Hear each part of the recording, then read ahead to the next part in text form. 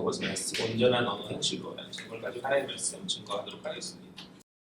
예수 그리스도 안에서 구원받은 성도들이 어떻게 살아가야 하는가에 대한 답으로 야고보는 신자의 언어 생활에 대해서 이야기하고 있어요. 이 언어 생활에 관한 부분은 이미 앞선 1장 26절에서 잠시 살폈던 부분이죠. 우리 한번 앞으로 넘어가세요. 1장 26절 말씀 한번 살펴볼까요? 다 같이 1장 26절. 찾은 줄 알고 다 같이 읽겠습니다. 누군지 스스로 경건하다 생각하며 자기 혀를 제갈 물리지 아니하고 자기 마음을 속이면 이 사람의 경건은 헛것이라. 아멘. 이 1장 26절에서 야고보는 신자의 그 말, 혀라고 말했죠. 1장 26절에. 즉 말이라는 것인데 이 말이 단순히 공기를 통해 전달되는 어떤 물리적 파장이 아닌 경건의 문제이다.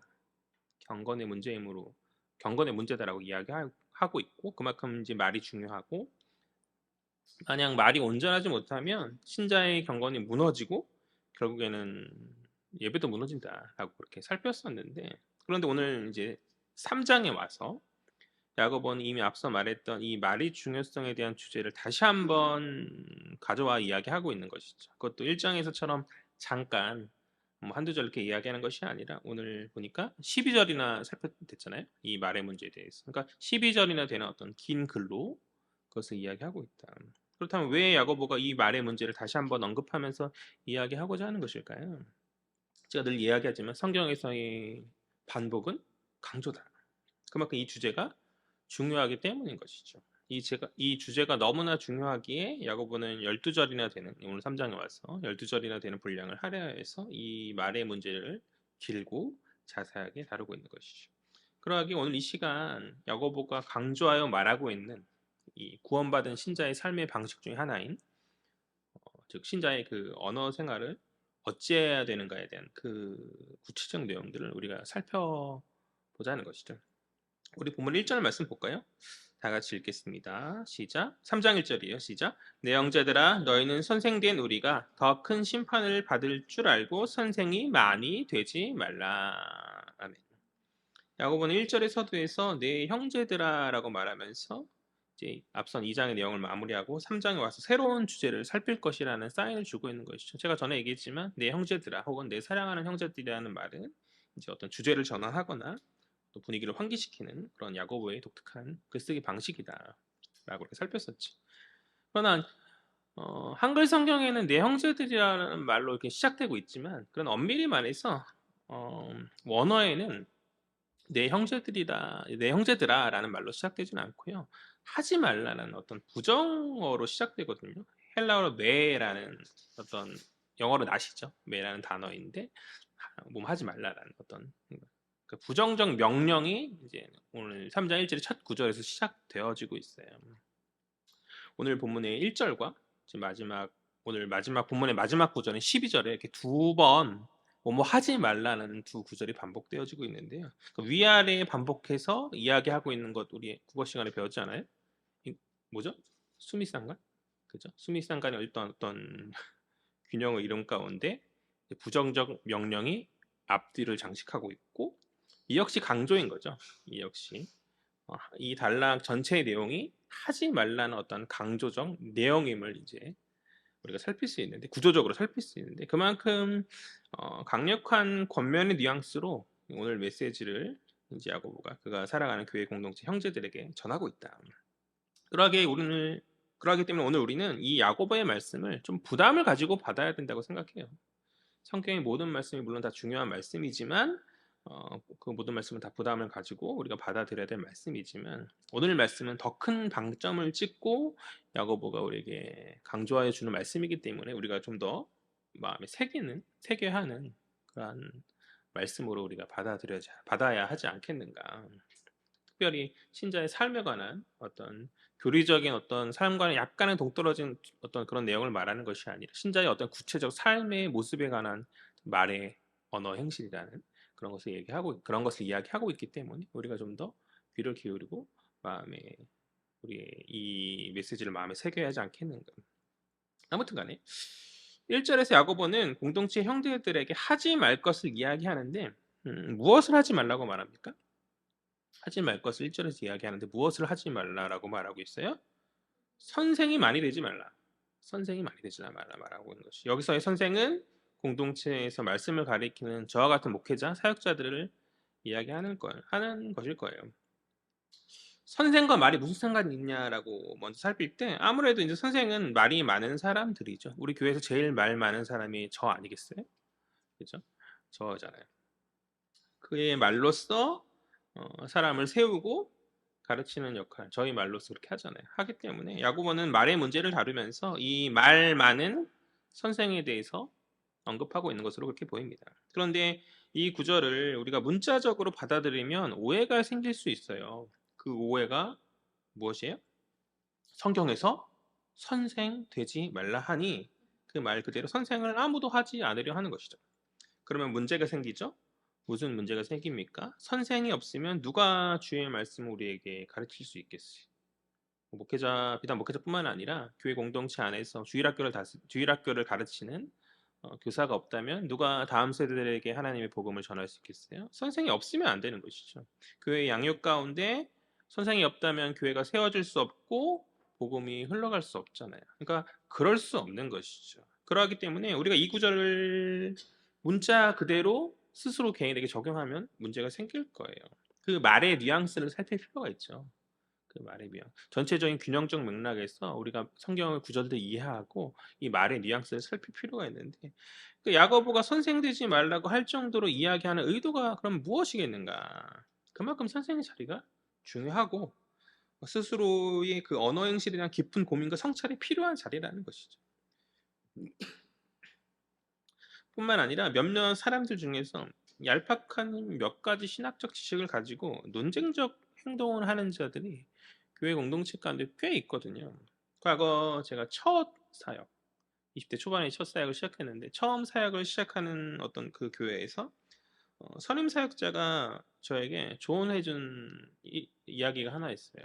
어떤 성도를 구체적으로 말하면서 그 성도와는 가능하면 말을 많이 섞지 않는 것이 좋겠다라는 그런 이야기였거든요. 왜 그런 거 하니 나이가 이제 좀 어느 정도 있으신 집사님인데 본인이 이제 어디서 혹은 이제 스스로 어떤 신학적 공부를 하고 오셔가지고 이제 사역자들에게 그런 딴지를 거시면서 논쟁을 하시는 그런 분인 거죠. 근데 신기하게도 꼭 그런 분이 한두 분 있어요. 그 사역을 하다 보면 그런 분 한두 분 있는데, 그러니까 앞서 이제 선임자에게 조언 아닌 조언을 들은 거잖아요. 하지 말라라, 말을 섞지 말라는 조언을 들었기 때문에 저도 생각은 하고 있지만 그래도 사역자가 성도를 무시할 수는 없잖아요. 예의상 말을 섞을 수밖에 없는 그런 상황 가운데 여러 말을 주고받는 그런 일들이 있었는데 들어보면 뭐 별로 중요하지도 않은 문제들을 가지고 혹은 어떤 제가 느낀 인상은 어떤 것들이냐면 자신의 어떤 신학적 지식을 좀 과시하고 싶은 욕구가 있었던 것 같아요. 보통 그렇더라고요. 아무튼 그런 가운데서 이제 말을 나눌 수밖에 없었는데 그런 분들을 심심치 않게 교회 공동체 가운데 만나는 것이죠. 오늘 본문 가운데 야고보의 선생 되지 말라는 의미가 이런 의미가 아니겠는가라는 생각이 들거든요. 몇 가지 아는 것을 가지고 말을 많이 하고 뭔가 이렇게 사역자와 이겨 보려고 하고 그런 것 있잖아요. 그리고 다른 성도들 앞에 내가 이렇게 많이 알고 있어를 과시하려고 하는 어떤 그런 무엇이 뭐 집사든 장로든 그런 일들을 교회 공동체한테 심심치 않게 보게 되는데 그것들 중에 결핍이라고 저는 그렇게 생각해요. 자기 인정의 욕구 안에 생긴 결핍이라 생각하는데 어쨌든 간에 그런 말 많은 선생의 자리에 서려 하지 말라라는 것이죠. 사실 신학은 하면 할수록 모르는 게 천년 많아짐을 느끼거든요. 공부가 끝이 없고 저도 맨날 책 사고 막 책꽂이 꽂지만 그거 다 읽고 막 한다고 해서 뭔가 더 엄청난 것을 더 계속해서 모르는 게 또 계속해서 나와요. 처음 신학을 공부할 때 신학교에서 어느 정도 배우면 조직 신학이 어느 정도 정리가 되잖아요. 조직 신학 교리가 어느 정도 정리가 되죠. 그러면 이제 다 알 것 같아요. 그런 생각이 들어. 아 이제 내가 많이 안다, 다 안다라는 생각이 드는데 이게 처음엔 그런데 처음엔 그렇거든요. 그러니까 그게 착각의 구간이라고 저는 생각해요. 내가 이제 교리를 정립하면 다 안다라는 그 착각의 구간에 머물러 있으면 그냥 계속 그렇게 모르는 게 많이 있음에도 불구하고 다 안다는 착각 가운데 그렇게 서게 되는 것이죠. 그리고 그렇게 자만의 자리에 서게 되는 거죠. 그러다가 조금 더 신앙을 깊이 있게 들어가다 보면 아, 내가 아는 게 전부가 아니었음을 알게 되는 그런 내가 잘 모르고 더 많이 공부해야 된다는 그런 것을 깨닫게 되는 그런 구간이 있거든요. 다행히 저는 착각의 구간은 한참 전에 벗어난 것 같아요. 해도 모르겠어요, 사실은. 잘 모르겠어요. 자신도 없고 계속해서 열심히 해야겠다라는 그런 생각인데 어쨌든 간에 결국에 신학을 정말 진지하게 마주하면 그 엄청난 깊이 안에서 사람이 겸손해질 수밖에 없다는 게 저의 생각이거든요. 그러니까 벼는 이글스로 고개를 숙이듯이 신학을 공부함에 있어서도 그래야 하는 것이죠. 우리가 교회 안에서 어떠한 교육을 받고 그런 가운데에서 내가 하나님 앞에서 많이 몰랐던 것을 깨닫는 기쁨을 가지고 있대. 그것이 자만이 되어서 그럼 내가 다 알지. 그것이 아니라 내가 좀 더 하나님을 알기 원한다는 겸손함 가운데 우리가 서야 하지 않겠는가. 선생 되려고 내가 다 안다는 걸 뭐 자랑하고 누군가에게 나보다 좀 늦게 들어 나보다 조금 교육을 덜 받은 어떤 신학적인 어떤 신앙적 교육을 덜 받은 사람들 앞에서 뭔가 이렇게 내 아는 것을 뽐내려 하는 그런 모습이 아니라 말을 삼가고 우리가 겸손하게 중심으로 나아가는 신앙을 가져야 하지 않겠는가. 그것이 신자의 온전한 모습 아니겠어요? 그 다음 하반절을 보면 선생된 자는 더 큰 심판을 받는다 이야기하고 있거든요. 왜 선생된 자는 더 큰 심판을 받습니까? 1차적으로는 모르고 지은 죄보다 알고 지은 죄가 더 크죠. 그렇지 않아요? 모르고 지은 죄보다 알고 지은 죄가 더 크기 때문에 그럴 것이고 다른 무엇보다 선생된 자들의 책임의 큼이 당연한 거죠. 가르치는 목회자가 바로 서지 않으면 교회는 흔들릴 수밖에 없잖아요. 그의 가르침에 어떤 문제가 있고 그의 가르침이 성경적이지 않다면 교회는 어떻게 되는 거예요? 세속화되지 않겠어요? 그죠? 뭔가 멋들어진 말 하고 하더랄지라도 그건 엔터테인먼트지. 성경의 바른 가르침이 아니라면 교회는 세상과 다를 바 없이 세속화되어질 것이고 그 세상과 교회의 구분이 성도들 신자와 비신자의 구분이 옅어질 수밖에 없는 것이죠. 그러니 아무래도 공동체의 선생님, 저와 같은 선생님들에게 큰 책임을 하나님 물으시겠죠. 그렇지 않겠어요? 과거 이제 주일학교 시절에 이제 저를 가르치셨던 많은 교사 선생님들이 계셔요. 그분들의 노고로 말미암아서 저와 같은 사람이 목회 자리에 서게 된 것 아니겠어요? 그런데 이제 그분들이 100%다 옳게 가르치셨는가? 그렇지 않거든요. 과거 그런 기억이 있었어요. 야곱의 그 하나님 환상 가운데 야곱에 나타나셨던 그 이야기를 살핀 가운데 베델 가운데 나타나셨던 그 이야기를 이제 공과 시간에 설명해 주시는 가운데 하늘로 올라가기 위한 하늘까지 닿은 사다리잖아요. 그래서 그 사다리를 타고 가야지 하나님을 만날 수 있다라는 뭐 그런 식의 얘기를 하신 것이죠. 근데 너네가 주일날 빠지면 그 사다리가 하나씩 하나씩 빠져질 것이다라는 그런 이야기를 선생님이 하신 기억이 있어요. 큰일 날 이야기이기도 하죠. 왜냐면은 저는 순간 그 생각을 했거든요. 한 주 빠지는 건 괜찮겠다. 한 주 빠지면 한 칸 정도는 팔을 좀 높게 하면은 잡을 수 있잖아요. 어린 마음에. 근데 이제 두 주, 세 주 빠지면은 그, 그 칸이 너무 넓어져서 내가 결국에는 하늘 사다리에 타고 올라가지 못하는 건 아닐까라는 생각을 유년부에 하게 됐었어요. 이게 뭐예요? 공로주의 아니에요? 공로주의? 그죠? 내가 예배 빠지지 않고 잘해야지 하늘의 사다리가 잘 채워지는 거죠. 굉장히 잘못된 어떤 성경적 이야기를 선생님이 그분은 그 나름의 옅은 신앙의 단계 안에서 최선을 다해서 말씀을 통해서 우리를 바르게 가르치려고 그렇게 하신 것이죠. 그 노고에 대해서 제가 전혀 폄하하거나 그런 것은 아니지만 그런 어쨌든 간에 성경의 진리와는 동떨어진 가르침이긴 하잖아요. 그렇잖아요. 그러니까 선생된 자가 굉장히 중요한 것이죠. 선생된 자가 바르게 그러니까 어떤 사람이 좋고 어떤 대단한 말이 아니라도 정말 있는 그대로의 바른 말씀을 듣고 새기는 게 정말 중요하다라고 저는 그렇게 생각하거든요. 그 말씀을 듣고 자란 친구들 중에서 그것을 정말 어떠한 그 내용, 그 중심을 정말 중요한 것으로 생각하고 어떤 행위권으로 나아갈 수도 있는 오류가 있기 때문에 중요하다. 선생된 자가 위치가 중요하다. 그렇기 때문에 하나님 더 큰 책임을 물으시는 것이죠. 그냥 일반적인 사람들보다 선생으로 서 있는 사람들에게 하나님 더 큰 책임을 물으시는 것이죠. 아무튼 오늘 야고보는 이 구절에서 단순히 선생하지 말라고 말하는 것이 아니라는 거죠. 말을 삼가고 겸손함으로 나아감이 교만한 말로 선생하는 것보다 낫다라는 이야기를 하고 있는 것이에요. 너가 말을 많이 하는 선생의 자리에 있어서 교만할 것이 아니라 말을 아끼는 겸손한 자리에 서라. 그 자리는 더 큰, 그 선생의 자리는 더 큰 책임의 자리이니까 말만으로 서는 자리가 아니니까 주의하라라는 그런 야고보의 경고인 것이죠. 서당계 3년이면 풍어를 읊는다고 우리 해안교회에 이제 있다 보면은 나름 이제 필수 코스인 기본 교육도 받고 또 여러 가지 오후에 매주 이제 교육 받고 하니까 그런 게 뭐 칼빈주의다, 개혁주의다 이런 뭐 하나님 주권, 뭐 절대 주권, 뭐 그런 거, 뭐 튤립 뭐 이런 거 이런 나름의 신학적 용어들이 어느덧 쌓이고 있잖아요. 그래서 이제 그럴 수 있거든요. 내가 이제 많이 안다라고 생각하는 구간이 올 수 있거든요. 내가 많이 안다. 이제 다 알고 있는 것 같아라는 구간이 올 수 있거든요. 그렇게 교만한 가운데 어느덧 교회 공동체의 지체들을 섣불리 판단하고, 그러니까 내가 알고 있는 그런 신학적 그 잣대를 가지고 섣불리 판단하거나 혹은 어떤 지체들을 가르치거나 어느덧 내가 가르치려고 하는 그러한 모습이 생길 수 있다는 것이. 그러나 그게 위험한 순간입니다. 아멘? 그게 위험한 순간이에요.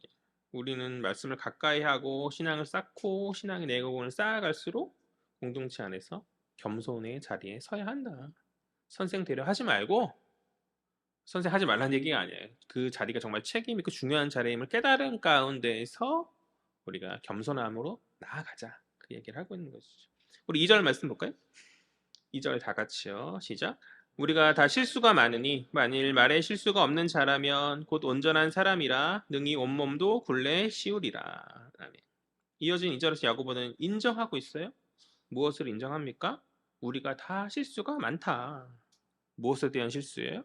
말에 대한 실수죠. 우리가 다 실수한다는 거예요. 말에 다 실수한다. 그 누구도 말에 실수가 없는 사람이 없어요. 만약 그것이 가능한 사람이 있다면 그는 말뿐만 아니라 자신의 모든 행동을 제어할 수 있는, 말을 제어할 수 있는 그런 사람이면 자신의 모든 행동까지도 제어할 수 있는 사람이라는 것이 하반절에서 그것에 대해서 말하고 있는 거죠. 하반절에서 그것에 대해서 말하고 있는 거죠. 말에 실수가 없다면 온전한 사람이고 온몸에 굴레, 즉 재갈을 물린 자다. 즉 자신의 모든 행위를 제어할 수 있다라고 야고보는 말하고 있거든요. 그러나 우리가 잘 알듯이 그 누구도 말에 실수가 없는 자가 없고 결국 우리 스스로 하나님 앞에 온전한 자가 되고 싶고 스스로 모든 행실을 제어하기 원하지만 그 누구도 그렇지 못하죠. 다시 말해서 한계를 가진 우리는 행위에 있어서 온전해질 수 없다. 그러니까 오늘 야고보는 그것을 지적하고 싶은 거예요. 그렇게 될 수 없다. 온전함으로 나아갈 수 없다. 이 말이 모순처럼 느껴져요. 지난 시간에 야고보가 행함의 가운데 어떤 열매의 어떤 행실에 대한 중요성을 방점 찍고 강조하고 있는 것 같은데 오늘 그렇게 될 수 없음을 말하고 있잖아요. 굉장히 모순처럼 느껴지지만 그럼에도 그가 이것을 강조함은 할 수 없음을 강조함은 이유가 있겠죠. 그것이 무엇이겠어요? 그 못한 가운데에서도 하라는 거죠. 누가 야고보서를 믿음과 행위를 저울질함 가운데 행위를 강조한 서신이다라고 그렇게 말합니다. 흔히들 사실 그렇게 말하죠. 그러나 그렇지 않아요. 야고보는 분명 행위를 강조하지만 그 행위는 그리스도를 믿어 의에 이른다는 믿음에 근거한 어떤 행위의 방점이 단순한 행위 강조가 아닌 것이죠. 야고보는 충분히 오늘 말씀을 통해 보듯이 인간의 무능력과 한계를 알고 있고 믿음으로 말미암은 어떤 구원에 관한 이신칭의 핵심을 무시함이 아닌 그러한 믿음의 기반함 가운데 그러한 자들의 마땅함, 신자의 믿음의 열매를 강조할 뿐인 거죠. 아무튼 간에 야고보는 이 말이 행함의 전부를 제어할 만큼 큰 힘이 있고 그것에 대한 이제 확증으로 3절과 4절 이어지는 3절과 4절 가운데서 여러 가지 비유에 대해서 비유들을 통해서 그것을 설명하고 있거든요. 말이 재갈의 비유 첫 번째는 또 배의 키의 비유 세 번째는 작은 불의 비유에 대해서 말하고 있는데 우리 3절과 4절과 5절 다 같이 한번 읽어보죠. 다 같이요. 시작. 우리가 말들의 입에 재갈을 물리는 것은 우리에게 순종하게 하려고 그 온몸을 제어하는 것이라. 또 배를 보라 그렇게 크고 광풍에 밀려가는 것들을 지극히 작은 키로서 사공의 뜻대로 운행하나니 이와 같이 혀도 작은 지체로되 큰 것을 자랑하도다. 보라 얼마나 작은 불이 얼마나 많은 나무를 태우는가. 아멘. 사람은 야생의 말, 입으로 하는 말 말고요. 타는 말, 그 타는 말에 재갈을 묶어서 그 말을 길들이고 제어할 수 있죠. 말은 크고 힘이 세어서 거친 들판을 거침없이 달리는 그러한 동물이죠. 그러니까 사람의 크기나 힘으로는 이러한 말들을 쉽게 제어할 수 없어요. 그러나 가능케 하는 방법이 있는데 그것이 무엇이다? 작은 재갈을 물리는 것이죠. 비록 재갈은 작은 것이지만 입에 물려지는 그 말의 입에 물려지는 순간 큰 힘을 발휘하여서 거칠고 야생의 그 말을 거친 야생의 그 말을 길들이고 주관하는 것이죠. 또 배는 어떻습니까? 큰 바다를 항해하는 배들을 볼 때 그 배는 결코 작지 않죠. 큰 파도를 넘고 많은 사람을 실어 나르기 위해서는 단단하고 거대해야 하는 것이죠. 요즘에는 뭐 동력으로 배가 움직이곤 하지만 과거에는 돛으로 배를 움직이지 않았겠어요? 큰 바람, 광풍이죠. 광풍이 배에 두 채 이렇게 불어서 배를 움직일 때 그러한 바람을 타고 큰 배가 움직여지게 되듯이 다른 무엇이 있는 것이 아니라 사공의 손에 쥔 작은 키에 그 움직임의 여부가 달려 있는 것이죠. 그렇죠? 비록 그 키는 작은 것이에요. 그 키는 작은 것이지만 그렇게 큰 바람과 큰 배를 주관하는 능력을 발휘하지 않습니까? 그처럼 우리 혀가 그렇다는 거예요. 비록 혀가 우리의 몸의 아주 작은 일부분이지만 결코 그 영향력이 적지 않더라. 마지막 작은 불의 비유도 마찬가지죠. 작은 불이 처음 시작은 작지만 산을 홀랑 태우잖아요. 작은 불에 온 사물을 태우듯이 그 시작은 미약했으나 엄청난 피해와 그런 파괴의 영향력을 그렇게 가져오듯이 작은 혀의 힘이 결코 작지 않고 큰 영향력, 큰 주관을 발휘하더라는 것이죠. 저는 오늘 이 5절의 중반절에서 말하는 혀가 자랑하는 큰 것, 자랑한다는 것이 좀 이해가 바로 이렇게 와닿지 않은데 이게 좀 쉽게 풀이해서 말하면 혀가 주관하는 큰 것, 혀가 주관하는 큰 것이 단순히 어떤 개인의 행실만 이야기한다고 생각하지 않아요. 혀는 내 몸을 넘어서 공동체와 사회와 어떤 인간의 관계 가운데 영향을 미치고 그것을 주관하는 것이죠. 나라는 한 사람 개인의 자금을 넘어서 큰 공동체로까지 영향을 미쳐서 큰 것을 움직이는 큰 영향력을 나타낸다는 것이죠. 세 번째가 작은 불의 비유였잖아요. 첫 번째가 말의 비유, 말의 재갈의 비유, 두 번째가 배의 키의 비유, 세 번째가 작은 불의 비유였는데 비록 작은 불이지만 그 작은 것이 엄청난 파괴를 보이죠. 엄청난 파괴를 보이듯이 우리의 말이 내 육신의 어떤 내 육신을 주관하는 것을 내 몸을 주관하는 것을 넘어서 이웃에게까지 미칠 때 때로는 영혼을 죽이는 말로 작용하여서 그렇게 악으로 영향을 미칠 수 있는 것이죠. 요즘은 말보다는 글, 뭐 말이나 글이나 같은 거잖아요. 인터넷을 통해서 하는 어떤 글이. 그러니까 아무튼 그러하기 때문에 우리는 이 혀의 문제에 있어서 항상 신중히하고 주의해야 한다. 작은 것이나 작은 것이 아니다. 오늘 야고보가 말하는 거죠. 작은 것이나 작은 것이 아니다. 항상 신중해야 하고 그럼 어떻게 해야겠어요? 말을 안 할 수도 없잖아요. 그냥 아무 생각 없이 내뱉고 그렇게 하는 것이 아니라 하나님의 마음으로 우리의 모든 언어 행실을 다스려야 된다. 성경이 나의 입에 재갈이 되어서 나의 어, 키가 되어서 우리를 다스리고 주관케 하여야 된다. 그런데 문제는 앞에서 살폈듯이 야고보가 인정하듯이 다 실수가 있고 우리가 이 땅에서 온전히 그것을 다 다스릴 수 없다는 것에 있죠. 그런 사람이 완벽한 사람이 있습니까? 없잖아요. 분명 실수가 있고 예전에 그랬듯이 반드시 이후에도 실패하고 넘어질 거예요. 그러나 그럼에도 계속해서 해야 하는 거죠. 왜요? 왜 합니까? 왜 말을 하는 것을 멈추지 말아야 합니까? 왜 때로 선생의 자리에 서는 것을 가급적인 그런 부정한 어떤 자기 과식을 위해서 서지 말아야 돼. 과실을 위해서 서지 말아야지만 교회 공동체 안에 선생이 반드시 있어야 되잖아요. 누군가는 선생의 자리에 서야 합니까? 왜? 그것이 주님이 기뻐하시는 일이니까. 때로 내 말의 공동체의 지체가 상처 입을 수도 있죠. 아, 내 말 때문에 공동체가 상처 입었으니 앞으로 나는 입을 닫아야겠다. 우리가 어떤 다른 종교처럼 무건수행 해서는 되겠어요? 안 되잖아요. 말해야죠. 말 안 할 수 없지 않습니까? 선생 되면 더 큰 심판을 받는다 하니까 아무도 선생 되면 안 되는 거요? 그럴 수 없잖아요. 누군가는 가르쳐야 하지 않겠습니까? 그럼 어떻게 하란 말인가? 잘할 수 있도록 수정하고 반성하고 계속해서 시도하는 거죠. 실패해도 계속 하라는 거예요. 그것이 주님이 우리에게 바라시는 일이고 주님 그 과정에서 끝까지 나아가는 그 모습을 원하시는 것이 아니겠는가. 그렇게 점차 주님 모습 닮은 모습으로 점차 주님 닮은 모습으로 나아가는 것. 그것이 하나님 형상으로 회복되는 그런 모습이 하나님 기뻐하시는 일인 거죠. 가만히 손 놓고 하지 말고 편하게 신앙생활 하는 게 아니라 아유 말하지 말라니 적당하게 벽을 쌓고 담을 쌓고 입 다물고 있어야겠다. 이게 아니라는 거예요. 그렇게 신앙생활 하시는 분들이 때로 있어요. 그것이 때로 모범이 되기도 해요. 교회 입을 삼가서 아예 말하지 않는 그것 자체가 그 말 말하지 마. 그런데 누군가는 해결되지 않는 그 문제를 함구하고 침묵하고 해결하지 않은 그 모습에 또 실망하고 상처를 받거든요. 그것만이 바른 모습은 아니라는 것이죠. 신앙 좋으신 뭐 그런 분들이 보통 그렇게 하셔요. 교회 문제가 있을 때 덮고 은혜로 넘어가자라고 말하는데 반드시 그게 좋은 모습은 아니거든요.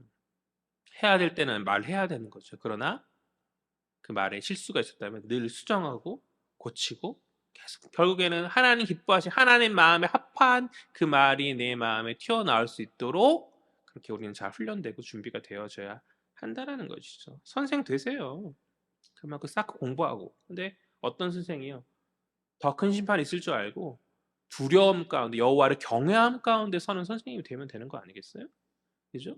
우리가 가르쳐야죠. 다음 세대의 사람들, 신앙이 미진한 사람들에게 선한 것들로 가르쳐야죠. 근데 그 선한 것을 가르치는 그 과정 가운데에서 실수가 분명히 있겠어요. 저도 사역하면 과정 가운데 지금 와서 후회되는 순간이 너무 많이 있어요. 내가 내뱉은 말 때문에 후회되는 순간이 너무 많이 있어요. 몇 번 돌이키고 싶어.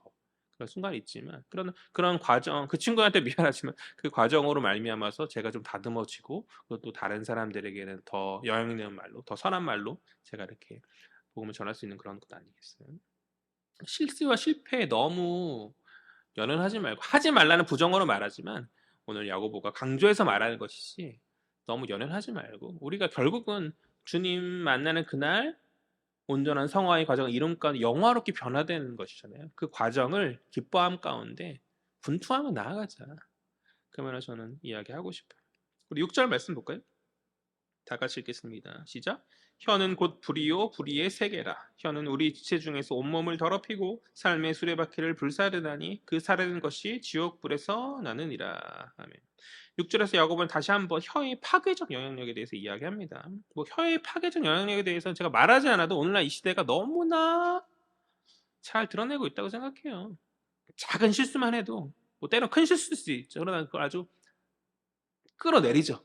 말로 끌어내리는 시대잖아요. 인터넷에 있는 여러 혀의 말들로 잘 나가는 스타가 한 번에 추락을 하고 때로는 목숨을 잃기까지 하고 그죠? 좌절하고 뭐 그런 순간이 너무 많잖아요. 우리가 많이 보잖아요. 혀는 그만큼 파괴적 힘이 있는데 이 6절을 살필 때 이 구절을 언뜻 읽으면 좀 이해하기 좀 어려운 부분이 있어요. 그래서 역교차 구조로 이해해야 되는데 역교차가 그냥 어려운 게 아니라 일종의 수미상과 비슷한 그런 건데요. 무슨 말이냐면 A라는 한 단락이 있고 그 다음 단락은 B겠죠. B라는 단락이 있고 그 중심에 X가 있어요. 그리고 그 다음 이어지는 것은 B-가 이어져. B- 단락. 그리고 그 다음은 A-. 그래서 이제 처음과 끝에 A와 A-가 있고 그 중심에 B와 B-가 있고 가장 가운데 X가 있다. 뭐 그런 게 역교차 구조인 건데요. 일종의 수미상관을 비슷한 그런 표현 방식이죠. 아무튼 그렇게 살필 때 A인 불이 마지막 하반절에 A-인 삶의 수레바퀴와 삶의 수레바퀴를 불사람과 이렇게 연결되는 거죠. 이해가 되세요? 또 B인 불의 세계, 불의의 세계라 하면 어떤 부정한 세계를 말하는 거예요. 아마 이제 약간 아재기 그 비슷하게 언어를 일치하게 불과 불의의 어떤 불을 말하는 건 아닌데 그러니까 이렇게 일부러 맞춘 것 같아. 이 한글 성경을 번역한 제 추측이에요. 아무튼 비의인 불의의 세계가 중반절에 B-인 뭐겠어요? 온몸을 더럽히고와 연결되는 것이고 그 중심에 X인 우리 지체 중에서가 있는 거죠. 이해돼요? 그냥 간단히 정리해 설명하면 먼저 혀의 불이 불로써 혀의 불이 불로써 사물을 태우듯이 혀는 삶의 수레바퀴, 즉 모든 생애를 태우는 파괴의 힘이 있다는 것이죠. 그러니까 삶의 수레바퀴라는 게 굉장히 어렵게 들려지지만 우리가 이제 인생이 돌고 도는다는 그런 어떤 생각들이 있잖아요. 왜 아침에 해가 뜨고 저녁에 해가 지고 뭐 이렇게 돌고 도는 반복되는 그런 것으로 해서 이제 삶의 수레바퀴라 하면 이제 돌고 도는 인생, 그러니까 인생의 전부를 말하는 거, 삶의 전부. 그러니까 혀가 불로써 삶의 전부를 태울 수 있는 파괴 영향을 가진다라고 말하는 것이고, 그 다음으로 불의의 세계라 하면 아까 말했듯이 부정한 세상을 말하는데요. 신자가 이제 이 부정한 세상에 미혹 많은 부정한 세상에 거하면 자연스럽게 그의 거룩은 빼앗기고 부정해질 수밖에 없는 것이죠. 이제 그것에 대해서 말하는데 혀는 부정한 세상처럼 신자를 미혹해 해서 부패하게 만든다라는 그런 이야기를 하고 있는 거예요. 넷플릭스 애니 무슨 일본 애니 같은 거를 그 무슨 결한 캐릭터가 있더라고요. 병아리랑 갑자기 생각이 안 나네. 어제 구택 뭐야? 구데타마? 아무튼 구데타마? 근데 이제 짤 중에서 재밌는 짤이 있었는데 그 주인공 이 계란이잖아요. 계란이고 이제 엉덩이 흔들면서 가는 친구인데 어떤 다른 계란을 만났는데 그 계란이 이제 삶의 권태에 찌들어가지고 이제 상한 거죠. 원래 계란이 깨져 있으면 상하는데 그걸 표현해요. 그래서 애가 엉덩이나 이런 거니 녹색 빛이 띄고 주변에 파리가 막 날라들고 하는 그런 거였는데 근데 구테타마가 어느덧 엉덩이를 막 긁적긁적 하더니 약간 이상한 낌새를 보이고 갑자기 파리 한 마리가 막 돌면서 이제 엉덩이에 녹색 빛이 띄는 그래서 이제 to be continue 걔도 이제 썩기 시작했다라는 뭐 그런 애니. 저도 전체를 다 본 건 아닌데 그냥 짤을 봤거든요. 밈을 봤거든요. 그런 거죠. 세상 가운데 썩은 사람 가운데 있으면 썩은 세상의 어떤 그러니까 오늘 야고보의 표현은 불의의 세상 가운데 있으면 구테타마의 엉덩이가 썩어가듯이 우리도 그렇게 되지 않겠는가. 혀의 힘이 그렇다. 어떤 미혹의 힘으로 우리에게 작용한다라는 그런 얘기를 하는 것이죠. 결국 야고보가 말하는 건 뭐냐면 잘못된 혀는 파괴의 힘이고 부정을 가져오는 나쁜 악으로 작용될 수 있다. 그런 영향력을 가지고 있다. 그런데 문제는 중반전의 내용. 이제 아까 역교차 구조의 X죠. 그 혀가 우리 지체 중에 있다. 괜히 지체라고 어렵게 해서 우리 몸에 있다라는 얘기를 하는 거예요. 그 혀가 우리 몸. 그러니까 그 문제적 혀가 영향력을 악한 영향, 그러니까 우리를 파괴하고 타인을 파괴하고 우리 몸을 부정케 하는 그 문제적 혀가 우리 몸에 달려 있는 것 아니냐. 이것이 우리 몸의 일부이기 때문에 떨어질 수 없는 존재라는 거죠. 그것이 문제라는 것이죠. 그러니까 아무리 나쁘고 파괴의 부정을 가져온다 할지라도 우리가 이 혀를 없이 할 수는 없잖아요. 그럴 수 없기 때문에 우리의 마지막 상황 여정까지 우리를 끈질기게 괴롭힐 거예요. 끝까지. 저 사역을 하는 가운데 제가 항상 하는 입에서 말로 까먹는 일이 끝까지 있을 거예요. 많이 다듬어질 수 있을 건데 그럼에도 불구하고 끝까지 있을 것이고 실패할 수 있을 거예요. 그렇다고 제가 말을 다물고 침묵하면 되겠냐는 것이죠. 암을 도려내듯이 혀를 도려낼 수는 없잖아요. 과거 이제 외국에서 상 받은 영화 올드보이에서 최민식이 과거에 자신이 그냥 친구에게 우연히 내뱉은 그 다른 사람의 치부를 후회함 가운데 그 유지태죠. 유지태 앞에서 자기 극단적으로 자기 혀를 자르는 그런 영화의 모습이 있잖아요. 굉장히 잔인한 그런 것이지만 그것이 최선입니까? 그렇지 않죠. 우리가 그럴 수 없잖아요. 그것은 어떤 인간 내면의 악함과 어떤 극단을 보여준 장면이고 우린 그럴 수 없잖아요. 그러니까 우리는 우리 어떤 온전함을 방해하고 파괴적 영향력을 발휘하는 이 혀의 문제를 잘라 없앨 수 없어요. 주님 오시는 그날까지 가지고 제어할 수 없는 그것을 잘 제어할 수 있도록 끊임없이 다스리고 주관하고자 해야 되는 것이. 혀가 우리를 주관하는 것이야. 우리가 그것을 다스리도록. 좀 더 정확하게 말하면 말씀이 그 혀의 재갈이 되어서 그 말씀 하나님의 마음으로 그 혀를 우리가 다스림이 온전한 신정의 모습이 아니겠냐는 것이죠. 그렇게 해야 되는 것이죠.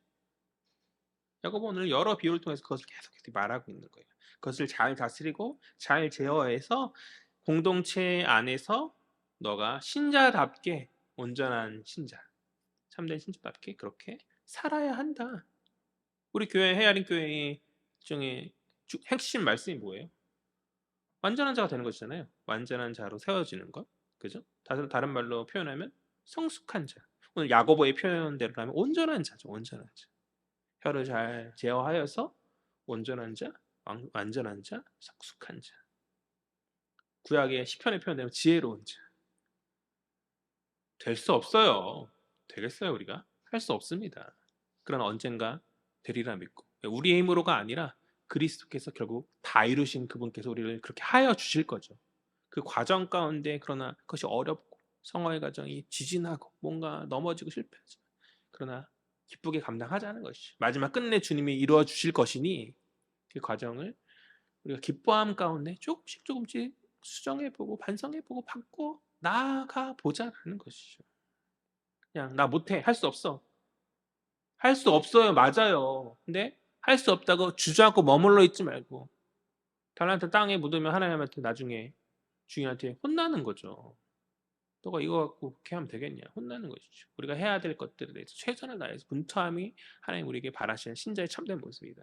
우리 마지막 7절 8절 마지막 아니죠. 7절 8절 우리 이어서 7절 8절 다 같이 읽겠습니다. 시작. 여러 종류의 짐승과 새와 벌레와 바다의 생물은 다 사람이 길들일 수 있고 길들여 왔거니와 혀는 능히 길들일 사람이 없나니 쉬지 아니하는 악이요 죽이는 독이 가득한 것이라. 7절에서 사람이 얼마나 대단한지, 비록 깨어진 하나님의 형상임에도 불구하고 그 깨어진 가운데서도 하나님의 지상명령, 생육하고 번성하여 땅에 충만하고 땅을 정복하고 다스리라는 그 주님의 명령을 잘 수행한 가운데서 야고보가 말하고 있어요. 이 지구상의 다른 모든 피조물들을 다 주관하여 왔음을, 다 다스리고 있었음을 잘 다스려 왔다라고 이렇게 말하고 있는 것이죠. 그런데 그럼에도 사람이 무엇은 길들이지 못한다 말하는 거예요. 8절에서 혀는 안 되더라. 혀는 안 돼. 만물의 영장으로 사람이 우뚝 서 있는데, 깨어진 하나님의 형상임에도 불구하고 우뚝 서 있는데, 그런데 혀는 안 되더라. 혀는 쉬지 않는 악으로서, 죽이는 독으로서 그렇게 혀를 잘못되게 사용되어지더라. 혀는 제어할 수 없고 다스릴 수 없더라. 결국 혀는 재앙이고 악이다. 그것을 하나님이 자녀답게 선하게 다스리지 못하더라. 우리 또한 마찬가지일 것 같아요. 한 주간 오늘 들은 말씀을 마음에 품고 생각하겠죠? 말을 잘해야겠다. 하나님 합당한 말을 해야겠다. 언어의 행실을 해야겠다. 그런데 다음 주에 왔을 때 우리가 그 언어가 완벽했노라 자신감 있게 말할 수 있을까? 온전함을 한 주간 나왔노라 우리가 자신감 있게 나올 수 있겠습니다. 운전할 때 저는 그렇게 들어요. 운전할 때 가끔 여기 나올 때가 있어요. 야이! 예, 그렇더라고요.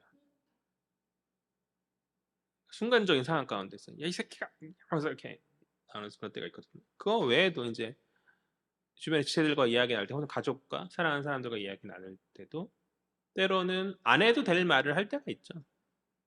그러나서 아차 싶을 때들이 있고, 또 사회 관계 안에서도 상대방이 나를 찌르는 말을 할 때 나 역시 말을 대받아치거나 하는 그런 경우들이 있는 것이죠. 그러니까 다음 주에 왔을 때 온전한 말을 했노라 말할 수 없을 거예요. 나름 애쓰고 노력했다 할지라도 분명 내가 알지 못하는 가운데 또 여기저기 구멍들이 있을 거예요. 내가 알지 못한 가운데 여기저기 구멍이 많을 수밖에 없어요. 사람은 다 실수가 있으니까. 야고보 말했듯이 다 실수가 있으니까. 그럼 어떻게 해야 돼요? 어찌 해야 됩니까? 말하지 말아야죠. 입을 닫고 살아야죠. 그럴 수 없잖아요. 그것은 주님이 원하시는 모습이 아니니까. 그러니까 이게 문제인 거예요. 항상 할 수 없는데 주님 하라고 하시니까 이게 문제인 거예요. 할 수 없는데 하라고 하시니까. 그럼 어떻게 해야 돼요? 지금 할 수 없지만 될 때까지 하는 거죠. 될 때까지. 오늘 야고보가 말을 하지 말라라고 이 메시지를 하고 있는 게 아니에요. 너가 실패할 거 아는데 잘해라 라는 거죠. 알지만 잘해라. 언제까지? 될 때까지. 주님 오실 때까지. 인생이 끝날 때까지 조금씩이나마 바꿔보자라는 것이죠. 하나님 신자가 예수 믿게 되는 그날 한 번에는 영화롭게 하여 주셨으면 참 좋겠어요. 정말 예수 딱 믿고 그럴 때 하늘의 빛이 막 임하면서 막 이렇게 갑자기 막 내가 공중에 훅 들려주더니 몸이 한 바퀴 돌면서 애니메이션의 그 마법사에 변신하듯이 음악이 나오면서 이게 뭔가 이전과 다른 옛 더러운 몸을 벗어버리고 약간 무염용을 환골탈태한다고 했잖아요. 새 몸으로 바뀌는 그런 뭔가 영화의 몸으로 확 바뀌는 그런 순간이 일어났으면 좋겠어요. 그런데 그렇지 않아요. 그러면 참 쉬울 것 같은데 넘어질 일도 없고 말도 예전과는 다른 말을 쓸 거고 주변 사람 다 놀라고 막 그 사람이 또 그 모습 보고 변화되고 또 예수 믿고 그 사람도 변하고 막 이렇게 그러면 천국이 막 우리 가운데서 너무 금방 임하여지게 될 것 같아요. 하나님 나라 금방 임하여지게 될 것 같은데 근데 지금 그렇게 안 하시죠? 왜 그렇겠어요? 우리에게 보기를 원하시는 모습이 있는 거죠. 안 되고 힘든 가운데서 주님 의지함으로 분투하는 어떤 그 모습을 보기 원하시는 거죠. 애써 보라는 거예요. 끝내 주님 이루실 건데 그 이루실 거라는 그 믿음 가지고 포기하지 말고 할 수 없으니까 하지 말자. 그게 아니라 포기하지 말고 낙심하지 말고 해보라. 내가 끝까지 너를 인도해 줄 거야. 해보라는 것이죠. 요즘에 무슨 TV 프로그램 가운데서 일타 강사들이 나와가지고 막 학생들 가르치고 뭐 이런 얘기들 많이 있잖아요. 그 강사들이 자신감 있게 말하면 내가 하면 너희들 할 수 있다. 그 얘기 하잖아요. 내가 너희들 이끌면 너희 성적 올릴 수 있고 뭐 할 수 있다는 얘기들 하잖아요. 그러니까 내가 하라는 대로만 따라오라는 거죠. 하나님 비슷한 말씀하시는 거라고 생각해요. 내가 너에게 말하는 거, 너 안 되는 거 아는데 안 될 거, 너도 스스로 잘 알잖아. 그런데 나는 되게 할 거니까 세상 일타 강사보다 뛰어난 하나님께서 우리 이렇게 바꾸시겠다는데 우리는 포기하지 말고 좌절하지 말고 하는 거죠. 실패의 순간에도 의연하게 하는 것이죠. 나 때문에 실패해서 상처 입은 주체들이 있어요. 미안한데 사과하고 미안하지만 거기에 흔들리지 말고 그래 난 그렇지만 다음엔 잘할 거야 라는 그 믿음 가운데 가는 거죠. 그렇게 계속 나아가 보라는 것이죠. 그렇게 나아가는 그것이 주님의 뜻이다. 저는 그렇게 믿어요. 우리 3장 10절, 11, 12 마지막 세 구절 다 같이 읽겠습니다. 시작. 한 입에서 찬송과 저주가 나오는도다. 내 형제들아 이것이 마땅하지 아니하니라. 샘이 한 구멍으로 어찌 단물과 쓴물을 내겠느냐. 내 형제들아 어찌 무화과 나무가 감람 열매를 포도나무가 무화과를 맺겠느냐. 이와 같이 짠 물이 단물을 내지 못하느니라.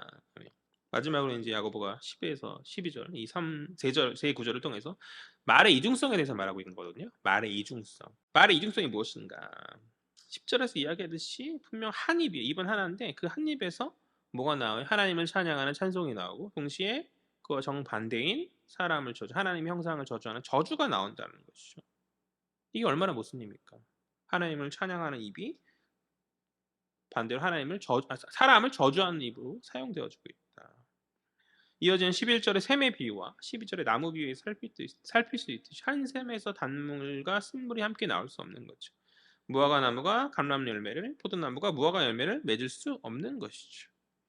12절 하반절을 보면 11절의 샘의 비유를 반복하고 있거든요. 근데 이제 짠물이 나와요. 앞서서는 이제 단물 쓴물 나왔는데 여기서는 짠물과 단물이 나오거든요. 이는 이제 이 짠물이 앞선 11절 쓴물의 다른 표현으로 이해하면 될 것 같아요. 아마도 이제 이스라엘의 사해를 염두에 두고 있는 그런 비유인 것 같은데 사해의 염도가 너무 진해서 생명을 살 수 없는 그런 공간이고 그 물은 마실 수 없는 물이거든요. 쓴물이고 짠물인 거죠. 어쨌든 간에 이 샘의 비유와 나무의 비유에서 보듯이 한 가지에서 두 가지 것이 나오거나 어떤 다른 것이 나올 수 없다. 만약 그렇다면 그것은 한 가지가 아닌 거죠. 그러니까 두 입이거나 하나님을 찬양과 저 사람의 저주가 나왔다는 것은 그것은 입이 두 개거나 아니면 뭐예요? 마음이 쪼개졌다는 것이죠. 앞서 야고보가 이야기했던 두 마음을 품지 말라는 것이 야고보가 강력히 전했던 메시지 중 하나 아닙니까? 그러니까 이렇게 두 가지 말이 나온다라는 것은 마음이 쪼개진 것이고 이는 불신자와 다를 바 없는 그러한 모습이다라고 성경은 이야기하고 있는 거예요. 야고보는 이야기하고 있는 것이죠. 사랑하는 여러분, 우리는 입에서 한 가지 말을 하여야 하는 줄 믿습니다. 아멘. 그것은 저주가 아니라 어떤 말, 찬송의 말이에요. 찬송의 말. 이 10절의 찬송은 하나님을 찬양한다고 말하는 이 찬송은 헬라어로 율로기아라는 단어거든요.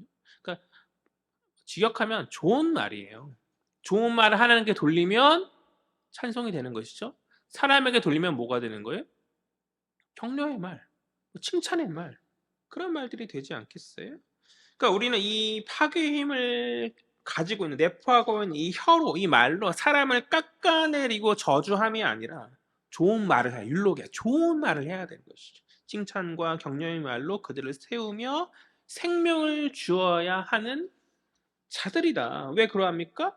우리는 생명의 사람들이기에 생명을 살리고 회복과 구원이 사명 우리 가운데 있기 때문에 하나님 우리에게 그러한 사명 주셨잖아요. 그 사명을 수행하기 위해서 우리는 좋은 말들로 생명의 말들로 그들에게 다가서 그들에게 전해야 하는 것이죠. 그리고 무엇보다 그들이 하나님의 형상이죠. 하나님의 형상이잖아요. 지체들을 대함에 있어서 우리는 죽게 하듯 하라. 어떻게 해요? 죽게 하듯 하라. 죽게 하듯.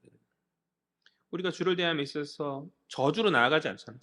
하나님 앞에서 어떻게 해요? 그 누구보다 좋은 말들로, 하나님 기뻐하실 말들로 우리가 하나님 정말 내 앞에 있다면 그렇게 하려 하지 않겠어요? 하나님 우리 가운데 계십니다. 형제, 하나님 형상으로 형제의 중심 가운데 하나님 계시는 것이죠. 그러니 우리는 지체들을 대할 때 죽게 하듯 하나님을 대하듯 그렇게 하면 우리 가운데 무슨 다툼과 어떤 갈라짐과 마음이 쪼개어짐이 있겠어요. 그렇게 해야 된다는 것이죠. 우리 공동체를 대할 때 그들을 세우며 선한 말, 칭찬의 말, 좋은 말로 나아가야 하여야 한다. 그것이 주님 기뻐하시는 모습이고 신자의 온전함인 줄 믿습니다. 오늘 말씀을 마무리하죠. 구원받은 신자가 어떻게 생활해야 하는가? 어떻게 생활해야 합니까? 우리 언어적 행실을 올바로 해야, 바르게 해야 된다라는 것이 야고보의 오늘 메시지인 것이죠. 우리 언어 행실을 온전히 세워야 한다. 첫 번째, 그러하기 위해서는 첫 번째로 공동체 선생들을 하지 마라. 문자 그대로 선생되지 말라는 말이 아니라 그만큼 선생의 자리가 중요한 자리고 말을 많이 하는 자리이기 때문에 스스로의 언어 행실에 대한 어떤 깊은 고민과 성찰이 필요한 자리라는 것이죠. 두 번째, 혀는 작지만 큰 힘이 있음을 기억하라. 작은 재갈이 말을 다스리듯 작은 키가 큰 배를 움직이듯 우리 혀는 작지만 큰 힘이 있음을 깨닫고 말의 쓰임에 주의해야 하는 것이죠. 세 번째, 더하여서 혀는 파괴의 힘이 있기 때문에 불이 온 산을 작은 불이 태우듯이 혀는 파괴의 힘이 있기 때문에 그것을 잘 제어할 수, 더욱더 그것에 주의를 깊고 잘 제어할 수 있어야 된다. 세 번째, 그러나 능히 길들일 수 없음을 인정한 가운데 그것이 잘 되어질 그 순간까지, 즉 주님 오시는 그날, 우리 인생이 끝나는 그날까지 분투하며 애써야 된다. 그것이 주님 기뻐하신 신자의 모습이요 신자의 온전함이다. 네 번째, 한 입에서 찬송과 저주의 어떤 다름이 튀어나옴은 모순이요 곧 마음의 나눔이다. 마음이 나뉘면 하나를 합쳐서 신자다운 율로기야, 좋은 말, 신자다운 좋은 말로 지체들에게 생명을 주어야 한다.